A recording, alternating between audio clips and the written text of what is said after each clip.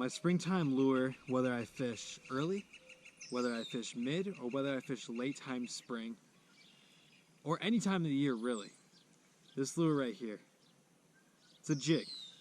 Now there's different types of jigs. You got a flip jig, a finesse jig, a swim jig, as well as a football head jig, which is this one right here. Each jig does something different. So a flip jig is made for heavy structure, vegetation, wood structure, rock structure.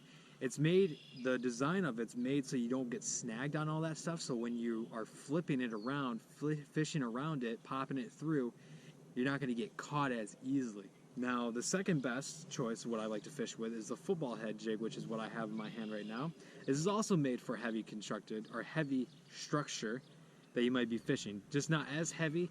You're still likely to actually get snagged on a little bit when fishing this.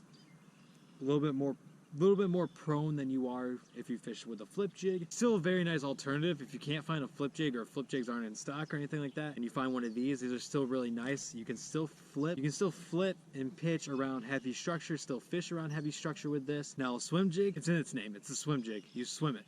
So you basically, you pop it through the water, cast out, and just coast it through the water. So you're just jerking it constantly. You don't really let it sit or hit the bottom. You kind of just brush it.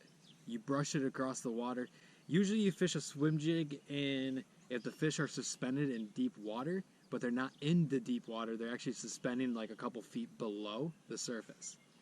That's usually what you use a flip jig for, a swim jig for. And then you have a finesse jig, which you're fishing at a very slow pace. You're using a finesse-y type action to get it through. The presentation on the finesse jig is actually really good.